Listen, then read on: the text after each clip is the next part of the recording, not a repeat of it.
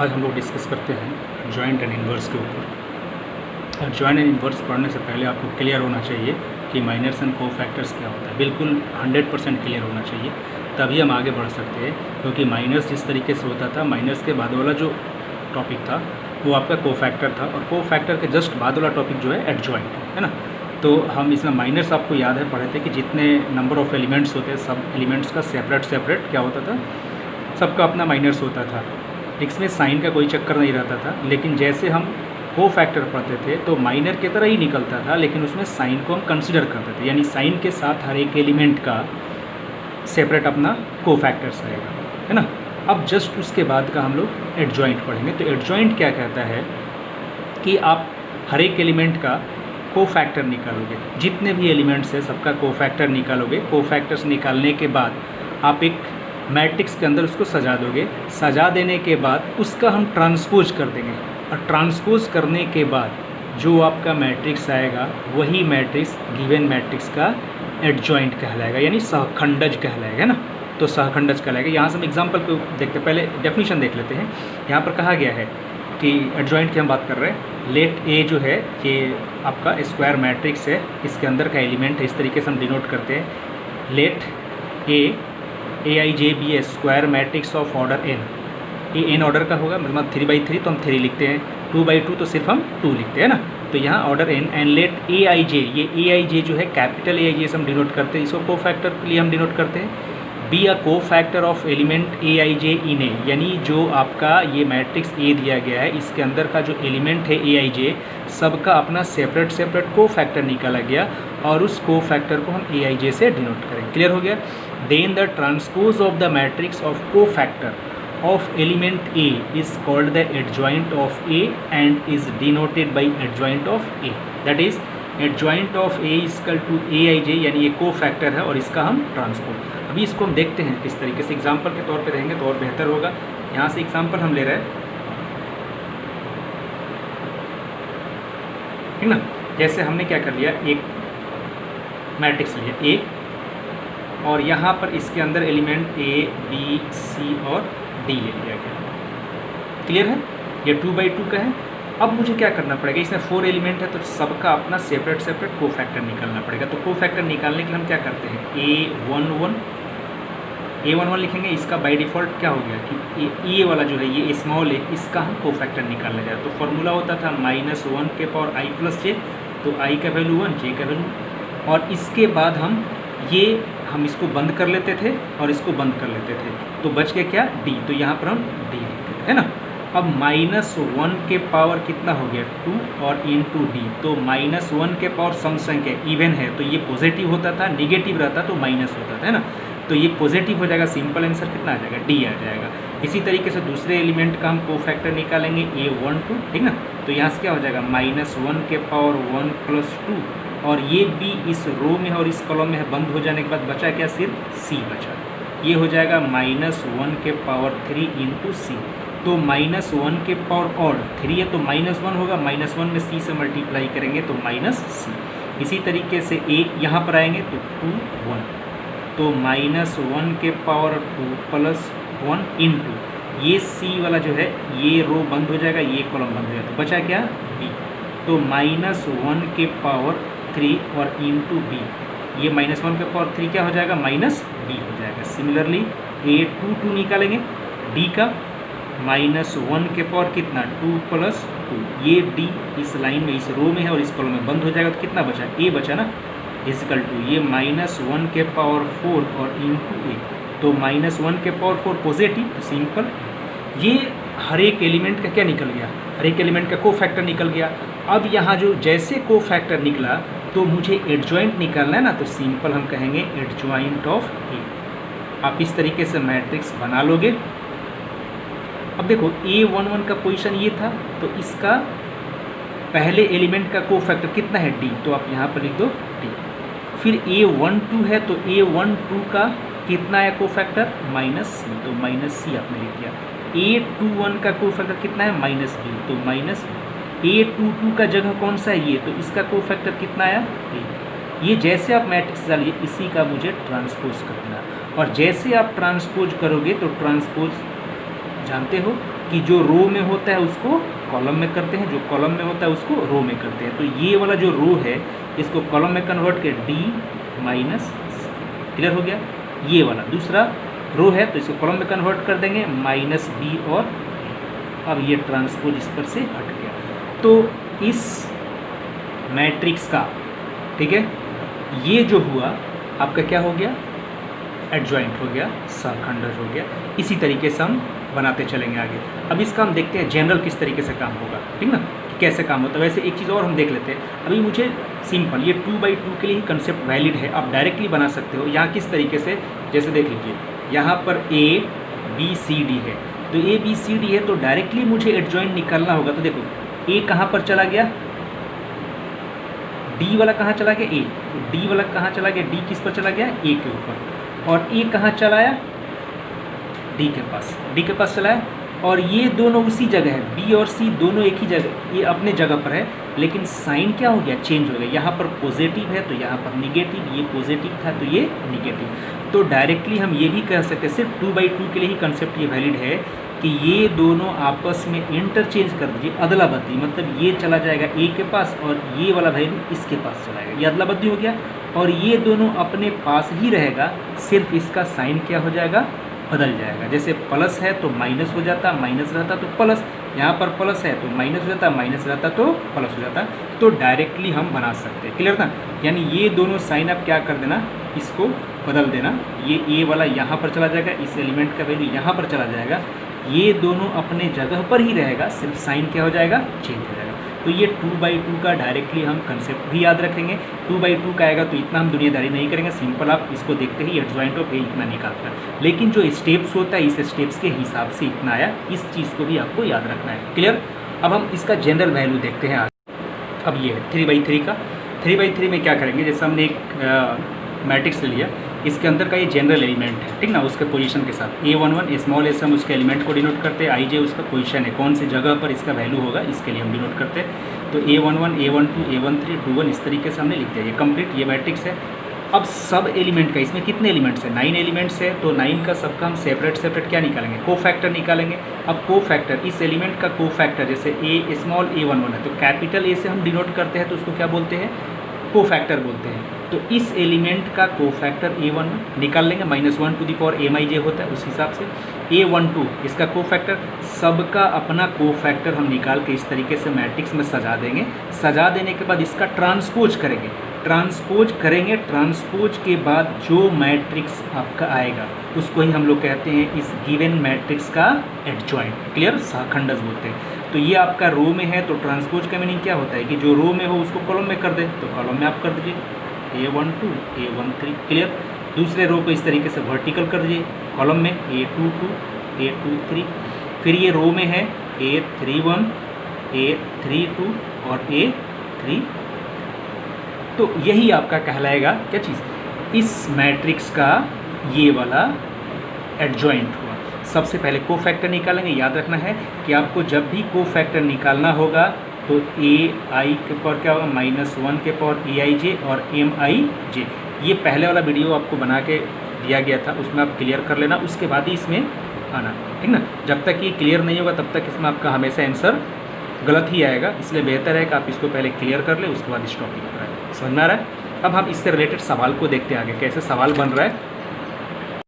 चलो हम सवाल देखते हैं, NCERT का ही सवाल है, एक्सरसाइज 4.5। हम NCERT का ही सवाल लेकर के चल रहे हैं, क्योंकि सारे बच्चों के पास लगभग ये बुक रहती ही है, तो उसके हिसाब से हम कंसेप्ट डेवलप कर रहे हैं। बाकी जो किताब का आपको फॉलो करना है उसके हिसाब से बनेगा। तो यहाँ से हम एक्सरसाइज 4.1, ये NCERT 4.5 है, इसका पहला हम सवाल देख रहे हैं। और पहले सवाल में ये कहा गया है कि आप इसका को फैक्टर निकालो। तो आप जो को फैक्टर निकालना है तो जनरली ऑब्जेक्टिव में ही पूछा जाता है, तो आप ऑब्जेक्टिव वाला ही दिमाग लगाना। हम क्या बताए थे अभी कि डायरेक्टली अगर 2/2 का हो तो क्या करना, आप ये जो 1 है ये 4 के पास चला जाएगा, 4 वाला किसके पास चला जाएगा, 1 के पास चला जाएगा, और ये 2 3 अपने पास ही रहेगा। इसका सिर्फ साइन क्या कर देंगे, चेंज कर देंगे, ठीक ना। चेंज कर देंगे, यहाँ से क्या हो जाएगा, तो डायरेक्टली आप एडजॉइंट ऑफ ए लिख लो। तो एडजॉइंट ऑफ ए लिखेंगे तो डायरेक्टली इसका आंसर दे सकते हैं ना। ये 4 कहाँ चला जाएगा, इस 1 के पास, और ये ये जो 1 के पास अपना 4 चला जाएगा, और 4 के पास 1 आ जाएगा। उसकी जगह पर ये 2 3 वैसे ही रहेगा, सिर्फ क्या होगा साइन चेंज। तो पहले से यहाँ प्लस था तो माइनस हो गया, यहाँ भी प्लस है तो यहाँ भी माइनस हो गया। तो 2/2 का है तो कोई लफड़ा नहीं है, डायरेक्टली हम निकाल सकते हैं, इसमें कोई दिक्कत नहीं है ना। तो 2/2 का हो तो आप निकाल सकते हैं, नहीं तो आपको जैसे 1 का पहले कोफैक्टर निकालो, इसका निकालो, सबका कोफैक्टर निकालो, उसके बाद क्या करो, उसको सजा कर मैट्रिक्स में उसका ट्रांसपोज करोगे, आंसर इतना ही आएगा। सबसे बेहतर उपाय है कि 2/2 में होगा तो आप इसी तरीके से फॉलो करना, इसी को लेकर के चलना। क्लियर हो गया। अब हम देखते हैं 3/3 वाला, है ना। तो 3/3 का थोड़ा सा देख लेते हैं, कैलकुलेटिव है लेकिन आसान है। आप 2 नंबर NCERT का ही सवाल देखिए। हम सबसे पहले क्या करेंगे, यहाँ से 2 नंबर में सवाल दिया हुआ है इस तरीके से, यहाँ एलिमेंट दिया 1 -1 2 2 3 5 और -2 0 ये आपका दे दिया गया है, क्या चीज़, मैट्रिक्स दे दिया गया है। अब इसका मुझे क्या निकालना है, एडजॉइंट निकालना है। तो एडजॉइंट निकालना है तो एडजॉइंट के लिए हम क्या करेंगे, सिंपल फार्मूला अपने को पता है कि कोफैक्टर, सबसे पहले मुझे कोफैक्टर निकालना होगा। तो कोफैक्टर के लिए फार्मूला होता है -1 to the power i + j और MIJ, where MIJ is the minors of the given elements.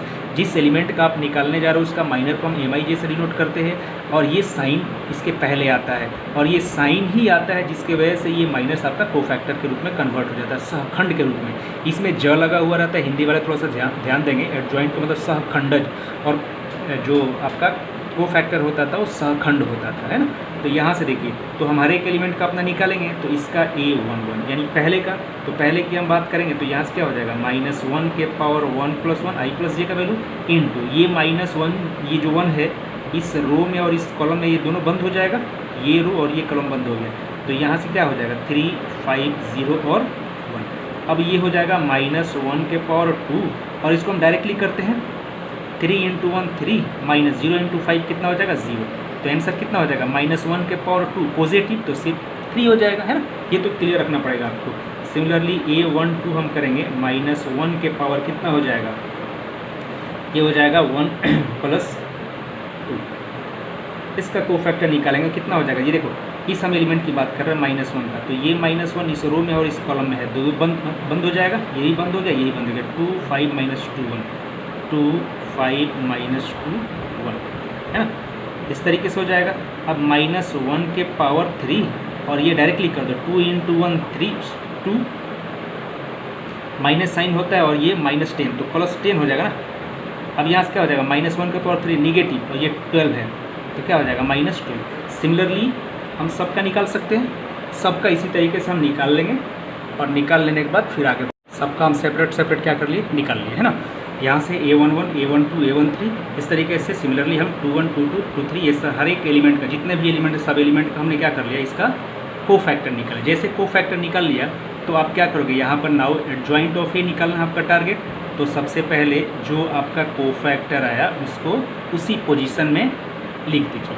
जैसे A11 कितना है 3, A12 कितना है -12, A13 कितना है 6, 21 का वैल्यू 1 5 2, है ना, 3 1 -11 -1 और ये 5। इसका मुझे ट्रांसपोज कर देना सिंपली। जैसे आप ट्रांसपोज करोगे तो यहाँ पर रो है तो इसको किस में कर देंगे, कॉलम में, ये 1 5 2 -11 -1 और ये 5। यही जो होगा इस सवाल का आपका क्या कहलाएगा, ये एडजॉइंट कहलाएगा। आपको सिंपल याद रखना है कि जितने आपका एलिमेंट्स है सबका सेपरेट आप कोफैक्टर निकाल दो। फार्मूला यही वाला, फार्मूला कौन सा यूज होगा आपको पता है, यहाँ से AIJ = -1 के पावर i + j और MIJ, यही वाला फार्मूला हम यूज़ करेंगे, और ये फार्मूला यूज़ करके सब एलिमेंट का कोफैक्टर निकाल देंगे। जैसे कोफैक्टर निकल जाएगा, इसको हम एक मैट्रिक्स में सजाएंगे और सजा करके इसका ट्रांसपोज कर देंगे। ट्रांसपोज करने के बाद जो आएगा मैट्रिक्स, यही मैट्रिक्स गिवन मैट्रिक्स का एडजॉइंट कहलाएगा। समझ में आ रहा है। तो इससे रिलेटेड जितना भी सवाल होगा आप आसानी से बना लोगे, ठीक ना। अब इसके बाद का हम नेक्स्ट चैप्टर देखेंगे, इनवर्स ऑफ द मैट्रिक्स। अब इनवर्स पे आ रहे हैं, या फिर इससे अच्छा है कि इसके पहले हम इसका प्रॉपर्टी देखें। चलो प्रॉपर्टीज़ ऑफ एडजॉइंट की हम बात करेंगे। प्रॉपर्टीज़ ऑफ एडजॉइंट में क्या होता है, यहाँ से हम सिंपली देख लेते हैं कि अगर कहा जाएगा कि A, B are square matrix of order n। Order n का मतलब क्या, अगर मान लो कोई मैट्रिक्स 2/2 दिया है, इसका मतलब कि n का वैल्यू कितना हो गया, 2 के बराबर हो गया, है ना। अगर 3/3 का है तो हम कहेंगे n का वैल्यू कितना हो गया, 3 हो गया। तो ये चीज़ आपको याद रखना, आपको बताया भी गया था कि matrix of order n and I n क्या है, यूनिट मैट्रिक्स को, यानी मेन डायगोनल एलिमेंट क्या होता है 1 1, बाकी रेस्ट एलिमेंट कितना होता है 0 होता है, उसको हम लोग बोलते हैं क्या चीज़, यूनिट मैट्रिक्स आई एन। तो एन यहाँ पर कहा गया 2/2 का है, तो जो यूनिट मैट्रिक्स लेना पड़ेगा ये भी 2/2, अगर ये 3/3 का है तो ये भी 3/3 लेना पड़ेगा। तो आपको याद रखना है कि अगर 2/2 का है तो इसको हम I2 लिख देंगे, मतलब 2/2 का यूनिट मैट्रिक्स हो गया। अगर इसकी हम बात करेंगे तो I3 लिख देंगे, इसका मतलब ये हो गया कि 3/3 का यूनिट मैट्रिक्स है। तो ये कहा जा रहा है कि if A and B are square matrices of order n and I n is the corresponding unit matrix, और I n इसका कॉरस्पॉन्डिंग यूनिट मैट्रिक्स है, जितने बाई जितने ऑर्डर का ये दिया रहेगा उतने ही ऑर्डर का ये भी अपने को लेना है ना। देन इससे रिलेटेड आपका कहता है कि प्रॉपर्टीज़ क्या होता है, तो कुछ 5-6 प्रॉपर्टीज़ हमने लिख दिया जो आपके काम आएंगे।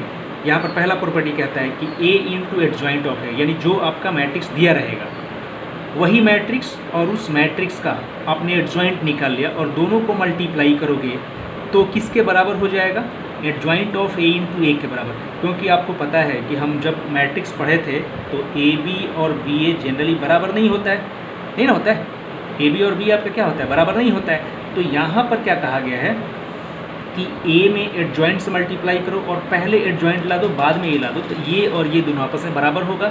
और उसके साथ ये भी कहा जाता है कि जो आपका मैट्रिक्स है पहले उसका डिटर्मिनेंट वैल्यू निकाल लो, और निकाल लेने के बाद जितने ऑर्डर का आपका स्क्वायर मैट्रिक्स A वाला है उसके हम क्या कर देंगे, उसके यूनिट मैट्रिक्स से आप मल्टीप्लाई करोगे तो इसका वैल्यू और इसका वैल्यू दोनों बराबर आएगा और इसका वैल्यू बराबर आएगा। तो एनसीईआरटी में बाकी सब बुक में सवाल दिए गए हैं कि इसका स्क्वायर मैट्रिक्स दे दिया गया है कोई ए, और कहा जा रहा है कि ये तीनों आप प्रूफ करो। तो सबसे पहले क्या करना, ये पार्ट आप प्रूफ करना, फिर ये पार्ट प्रूफ करना, फिर ये पार्ट प्रूफ करना, तीनों आपका वैल्यू सेम आएगा तो हम कहेंगे कि ये प्रॉपर्टी आपका सेटिस्फाई हो रहा है। तो ये पहला हो गया।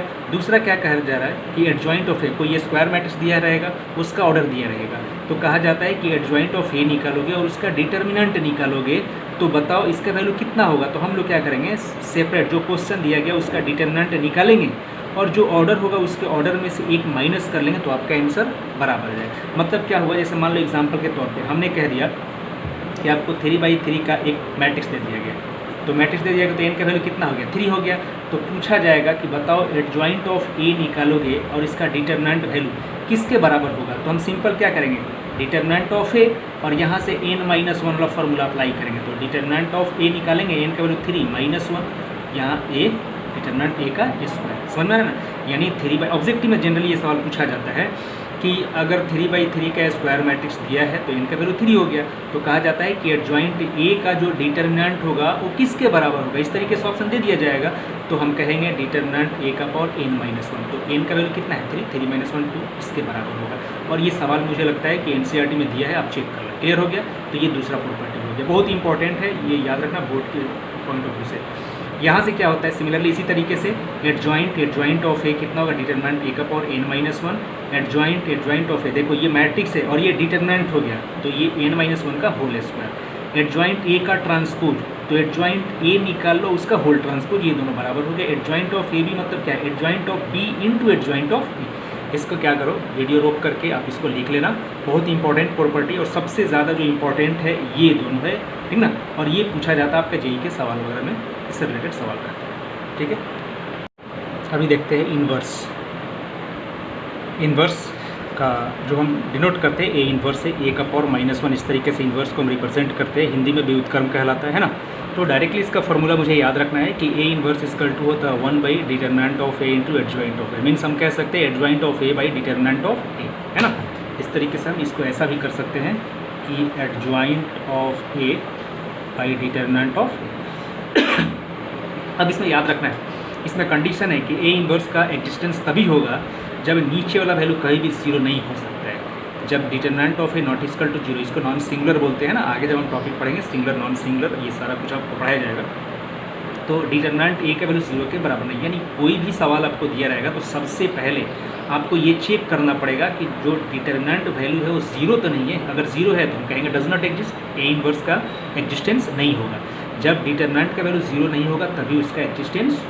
अब सवाल देखेंगे, सवाल से क्लियर होगा यहाँ से आपको। जैसे मान लो एनसीईआरटी का ही सवाल है, क्वेश्चन नंबर 5। क्वेश्चन नंबर 5 में इस तरीके से कह रहा है कि यहाँ पर मान लीजिए कि ए आपका कोई स्क्वायर मैट्रिक्स दिया होगा, यहाँ पर है 2 -2 4 और 3। तो आपको याद रखना है कि फॉर्मूला में सबसे पहले इसका ए इन्वर्स एग्जिस्ट होने के लिए मुझे तो डिटरमिनेंट वैल्यू निकालना ही पड़ेगा। डिटरमिनेंट वैल्यू निकालेंगे तभी जाकर हम कंफर्म होंगे कि इसका इन्वर्स एग्जिस्ट होगा कि नहीं होगा, है ना। बाकी हमारे काम छोड़ देंगे। तो इन्वर्स निकालेंगे 2 और ये कितना है -2 4 और 3 मल्टीप्लाई कर दो 2 × 3 6, यहाँ से माइनस साइन होता है 4 × 2 -8 तो ये प्लस रहेगा ना, ये कितना हो जाएगा 14 हो जाएगा, जो कि 0 के बराबर नहीं है। तो हम कहेंगे कि ए इन्वर्स का क्या होगा, एग्जिस्टेंस होगा, ए इन्वर्स एग्जिस्ट होगा। जैसे ए इन्वर्स एग्जिस्ट होगा तो मुझे एडजॉइंट निकालना पड़ेगा, क्योंकि फॉर्मूला में एडजॉइंट है। तो एडजॉइंट है तो हर एक एलिमेंट का सेपरेट कोफैक्टर निकालने के बाद आप एक मैट्रिक्स में डालोगे, ट्रांसपोज करोगे, वही निकलेगा। लेकिन इतना ज़्यादा लेंदी करने से अच्छा है कि 2/2 के लिए हमने एक कंसेप्ट बताया था कि आप देखते ही एडजॉइंट ऑफ ए डायरेक्टली निकाल दोगे। तो एडजॉइंट ऑफ ए कितना होता है, डायरेक्टली आप बना लोगे। ये 2 यहाँ पर आ जाएगा, 3 वहाँ पर चला जाएगा, ये 3 2 यहाँ ऐसे हो गया, और ये दोनों का साइन चेंज हो जाएगा, जगह पर रहेगा लेकिन साइन क्या हो जाएगा चेंज। तो ये -2 है तो ये +2 हो जाएगा, ये +4 है तो -4 हो जाएगा, है ना। तो एडजॉइंट डायरेक्टली निकल गया। जैसे एडजॉइंट निकल गया तो फिर मुझे क्या निकालना है, इन्वर्स निकालना है। तो हम लोग कहेंगे कि ए इन्वर्स इजकल टू क्या होता है 1/डिटरमिनेंट of A into adjoint of A ना फॉर्मूला होता है। तो 1/14, डिटरमिनेंट ए का वैल्यू कितना है 14 था, रख दिए, और यहाँ पर ये एडजॉइंट ए मैट्रिक्स में रहता है तो कितना है एडजॉइंट ऑफ 3 2 -4, और यही जाकर के आपका आंसर हो गया। तो बहुत आसान है ये सवाल बनाना, 2/2 का रहेगा तो 2/2 में कोई दिक्कत नहीं है। जनरली ऑब्जेक्टिव में पूछा जाता है 2/2 का है तो डायरेक्टली आप एडजॉइंट ऑफ ए निकाल दो, जैसे एडजॉइंट ऑफ ए निकाल दो तो फॉर्मूला देख लेना आंसर। लेकिन इसमें आपको ख्याल याद रखना है कि ए इन्वर्स निकालने से पहले आपको चेक करना है कि डिटरमिनेंट वैल्यू 0 तो नहीं है। अगर 0 आ गया तो हम आगे नहीं बढ़ेंगे, छोड़ देंगे, वहीं पर लिख देंगे डज नॉट एग्जिस्ट। क्लियर हुआ। सिमिलरली हम क्या करेंगे, सबका जितने भी एलिमेंट्स हैं सब एलिमेंट्स का हम कोफैक्टर निकाल लें। यहाँ से कोफैक्टर निकालिए, कोफैक्टर जैसे निकल जाएगा तो एडजॉइंट ऑफ ए अपना निकाल सकते हैं हम लोग। क्या कर देंगे, यहाँ सब एलिमेंट के साथ 0 0 -10 5 0 2 सॉरी ये कितना हो जाएगा, यहीं से आगे बढ़ो, ये 10 था ना, ये 10 0 0 -10 5 0 2 -4, और इसका मुझे ट्रांसपोज करना पड़ेगा। जैसे आप ट्रांसपोज करोगे 10 0 0 -10 5 0 2 -4, ये आपका एडजॉइंट हो गया। और जैसे एडजॉइंट निकल गया तो आपको ए इन्वर्स निकालने में कोई परेशानी है। डायरेक्टली हम कहेंगे कि ए इन्वर्स इजकल टू कितना हो जाएगा 1/डिटरमिनेंट of A into adjoint of A. तो 1/डिटरमिनेंट ए का वैल्यू कितना 10, और यहाँ एडजॉइंट ऑफ ए का वैल्यू हो गया 10 -10 2 0 5 -4 0 0। बहुत आसान है, सिंपल। आपको थोड़ा सा लेंथी प्रोसेस है क्योंकि हर एक एलिमेंट का आपको क्या निकालना पड़ेगा, कोफैक्टर निकालना पड़ेगा। कोफैक्टर निकालने के बाद इसका सजा करके ट्रांसपोज कर दोगे, एडजॉइंट निकल गया, फॉर्मूला अप्लाई करोगे, आपका ए इन्वर्स निकल गया। बस आपको याद क्या रखना है सिंपली कि प्लस माइनस का ध्यान रखना, प्लस माइनस आपको क्लियर हो जाएगा तो आंसर में कोई परेशान नहीं है। ये 1/10 हर एक एलिमेंट के साथ मल्टीप्लाई भी हो सकता है, यानी हर एक अंदर जाएगा तो डिवाइड हो जाएगा ना, या फिर आप इतना छोड़ दोगे तो इसमें कोई दिक्कत नहीं। प्रॉपर्टीज़ ऑफ इन्वर्स देखते हैं। प्रॉपर्टीज़ ऑफ इन्वर्स में क्या कहा गया है कि ए और बी दो इन्वर्टिबल मैट्रिक्स है। इन्वर्टिबल मैट्रिक्स मतलब क्या हो गया कि उसका डिटरमिनेंट निकाले तो 0 के बराबर नहीं होना चाहिए, है ना, नॉट इक्वल टू 0 होना चाहिए था, मतलब कुछ वैल्यू आना चाहिए 0 छोड़ करके, तभी हम उसका इन्वर्स निकाल सकते हैं। इसलिए कहा गया है कि ए और बी दो आपका इन्वर्टिबल मैट्रिसेस है सेम ऑर्डर का, तब हम कहते हैं पहला प्रॉपर्टी ए इन्वर्स का होल इन्वर्स करो, किसके बराबर आएगा, ए के बराबर। तो याद रखना ये बोर्ड के एग्जाम पॉइंट ऑफ व्यू से, क्योंकि अक्सर पूछा जाता है इसमें ऑब्जेक्टिव में। ए का हम ट्रांसपोज किए, उसके बाद हम इसका इन्वर्स निकालें, मतलब जो क्वेश्चन दिया गया है उसका हम पहले ट्रांसपोज कर दिया, उसके बाद हम उसका इन्वर्स निकालते हैं। तो ये पहले इन्वर्स निकाल के उसके बाद ट्रांसपोज करोगे तो ये दोनों आपस में क्या हो जाएगा, बराबर हो जाएगा। और ये सबसे इंपॉर्टेंट है इसमें, ए बी का whole inverse equal to B inverse A inverse, मतलब ए और बी दोनों को पहले मल्टीप्लाई कर दो, उसके बाद इन्वर्स निकालिए, और ये जो बराबर होगा इसका आंसर बी इन्वर्स निकालो, ए इन्वर्स निकालो, पहले बी को रखो बाद में ए रखो, दोनों को मल्टीप्लाई करोगे तब ये और ये दोनों जाकर के बराबर आएगा। तो ये याद रखना, एडजॉइंट ए का inverse equal to adjoint A का होल इन्वर्स, यानी पहले ए इन्वर्स निकालो उसके बाद उसका एडजॉइंट निकालो, उसके बाद इस तरीके से करोगे, ये दोनों आपस में बराबर होगा। ये भी बहुत इंपॉर्टेंट सवाल, और एनसीईआरटी में ये सवाल भी दिया गया ऑब्जेक्टिव में कि ए इन्वर्स जो होगा इसका डिटरमिनेंट निकालोगे तो 1/डिटरमिनेंट ऑफ ए के बराबर होगा, या डिटरमिनेंट ए का इन्वर्स, ऐसा कर दोगे। यहाँ पर कहा गया डायगोनल मतलब क्या, डायगोनल एलिमेंट में रहेगा A1 A2 A3 कुछ भी एलिमेंट आपका दे दिया गया है, A इंटू डायगोनल मतलब सिर्फ डायगोनल एलिमेंट, बाकी सब तो 0 0 होगा। डायगोनल एलिमेंट का मतलब क्या है, यहाँ पर 2 3 5 कुछ भी रख दो, या यहाँ पर 0 0 मान लो 0 3 0 2 0 0 6, मतलब मेन डायगोनल एलिमेंट को छोड़कर बाकी सभी एलिमेंट 0 होता है और ये सब डिफरेंट होता है, अभी ना कहलाता है कि ये आपका डायगोनल मैट्रिक्स है। तो इस तरीके से दिया गया है, तो कह रहा है कि इसका ए इन्वर्स निकालेंगे तो क्या होगा, तो ए इन्वर्स निकालते वक्त डायगोनल ऑफ ए इन्वर्स मतलब इसका इन्वर्स हो जाएगा।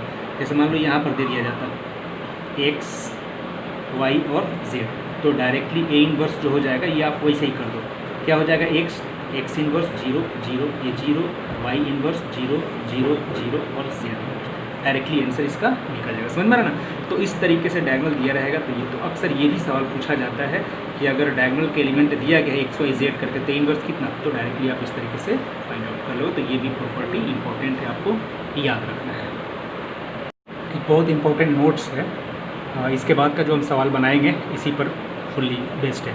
हम ए में आई से मल्टीप्लाई करेंगे, यानी ए आपका एक स्क्वायर मैट्रिक्स है, उसी सेम ऑर्डर का आई के साथ हम मल्टीप्लाई करेंगे या आई इंटू ए करेंगे तो आंसर कितना आएगा, ए के बराबर आएगा। यानी आई के साथ किसी भी मैट्रिक्स को मल्टीप्लाई करेंगे तो जो मैट्रिक्स मल्टीप्लाई होता है वही आंसर आता है, यानी आई का वैल्यू खत्म हो जाता है। सिंपल, ए इंटू आई कितना, ए, आई आगे रहे चाहे पीछे रहे कोई फ़र्क नहीं पड़ता है। अगर आई में ए इन्वर्स से मल्टीप्लाई करेंगे वही कंसेप्ट फॉलो करेगा, चाहे किसी चीज़ के साथ मल्टीप्लाई करो उतना ही आएगा। तो मैट्रिक्स होना चाहिए, ए इन्वर्स है तो आई हट जाएगा, सिंपल ए इन्वर्स। अब ये आई आगे रहे चाहे पीछे रहे कोई फ़र्क नहीं पड़ने वाला। क्लियर हो गया। ए इंटू ए इन्वर्स आई के बराबर, ये ए इन्वर्स अब आगे रहे चाहे पीछे रहे इसमें भी कोई फ़र्क नहीं पड़ने वाला, आई आएगा। तो तीनों याद रखना है, ए इंटू आई या आई इंटू ए, क्या होगा, ए के बराबर होगा। आई इंटू ए इन्वर्स या A inverse into I, A inverse के बराबर। ए इंटू ए इन्वर्स ये बराबर होगा ए इन्वर्स इंटू ए, किसके बराबर, आई के बराबर। ये तीनों आपको याद रखना है क्योंकि इस पर बेस्ड आगे हम सवाल देखेंगे। कैरेक्टरिस्टिक्स इक्वेशन के पर बेस्ड क्वेश्चन एनसीईआरटी में दिया हुआ उसको हम डील करेंगे सही तरीके से आगे देखेंगे। ये 30 नंबर सवाल है एनसीईआरटी का, इक्वल टू 3 1 -1 2, और ये आपका इक्वेशन दिया गया है यहाँ पर a² - 5a + 7a = 0। तो उसके बाद कह रहे हैं कि ए इन्वर्स फाइंड आउट करना है, एडजॉइंट का कंसेप्ट यूज़ नहीं करना है। तो यहाँ पर क्या करेंगे, ए आपका इतना दिया हुआ है ना, तो यहाँ से इसको हम कैरेक्टरिस्टिक इक्वेशन बोलते हैं। इसको सॉल्यूशन ऑफ इक्वेशन जब सॉल्व करना सिखाएंगे, होमोजीनियस नॉन होमोजीनियस, उसमें आपको बताया जाएगा। फिलहाल अभी हम क्या करेंगे, सबसे पहले a² फाइंड आउट करना है, उसके बाद 5a, उसके बाद 7a। ये LHS पार्ट हुआ, ये RHS पार्ट हुआ। हम हर एक ये जो आपका टर्म्स है इसको सेपरेट फाइंड आउट करेंगे, उसके बाद LHS पार्ट ले करके चलेंगे, इसके बराबर साबित कर देंगे तो ये पहला पार्ट क्लियर हो जाएगा। जैसे पहला पार्ट क्लियर हो जाएगा उसके बाद बिना डिटरमिनेंट्स और एडजॉइंट निकाले आप डायरेक्टली ए इन्वर्स अप्लाई करना है। तो अभी हमने जो आपको 3 फार्मूला बताया नोट्स के तौर पर उसको याद रखना है और उसको हम यूज़ करके इन्वर्स निकालेंगे। देखते हैं कैसा होता है। यहाँ पर सबसे पहले a² निकालना पड़ेगा, तो a² निकालना पड़ेगा तो क्या करना है, a² निकालने के लिए a इंटू ए करना पड़ेगा ना। ये 3 1 -1 2, तो इसीलिए इसको मल्टीप्लाई करना हम जानते हैं, इसको रो को कॉलम के साथ मल्टीप्लाई करते हैं। ना 100 तो बड़े आराम से चलाते हैं और ऊपर भी खींच देते हैं, ड्राइवर नहीं खींचता ना, एवरेज बचा के फिर चुराता है ना। ये आपका a² निकल गया। सिमिलरली हम क्या करेंगे, अब दूसरा टर्म निकालेंगे 5a। तो 5a में क्या हो गया, 5a का मतलब 3 1 -1, हर एक एलिमेंट के साथ मल्टीप्लाई होगा, 15 5 -5 और 10। अब इसके बाद का टर्म है 7i, तो 7i 7 यहाँ लिख दो, i मतलब 1 0 0, क्योंकि आपका ये आपका 2/2 का है तो i भी 2/2 का होगा। ये निकल गया ना। अब हम LHS पार्ट लेकर के चलते हैं। आया था कि वो एग्रीमेंट दे रहे हैं, वो इनके साथ 5 प्लेट है। ये a² का वैल्यू कितना है आपका, 8 5 -5 3, यही ना। इसके बाद क्या माइनस, ये 5a का वैल्यू कितना आया था, और इसके बाद 7i का वैल्यू 7 0 0। देखो यहाँ से क्या है कि ये भी प्लस का टोटल टर्म है, ये भी प्लस का टोटल टर्म, तो प्लस वाला एक जगह पर लेकर दो। 8 + 7 15, 5 + 0 5 -5 + 0 -5 3 + 7 10। और यहाँ से ये टर्म है 15 5 माइनस 5 10। हर एक एलिमेंट कट के यूनिट मैट्रिक्स नल मैट्रिक्स हो जाएगा 0 0 0 0। और इसको हम क्या लिखते हैं, इसको लिखते हैं 0। तो ये RHS के बराबर हुआ कि नहीं हुआ, ये RHS के बराबर हो गया। मतलब ये सही है कि ये नल मैट्रिक्स के बराबर होगा। अब जैसे ये नल मैट्रिक्स हो गया, अब मुझे इसके हेल्प से A इन्वर्स निकालना है। तो A इन्वर्स निकालने के लिए हम क्या करेंगे, और A इन्वर्स आप लिख दो A² minus 5A plus 7I is equal to O। तो इसमें सबसे पहले क्या करना रहता है कि जो I वाला टर्म है उसको एक साइड कर देंगे। तो यहाँ से A² minus 5A is equal to minus 7। Clear हो गया।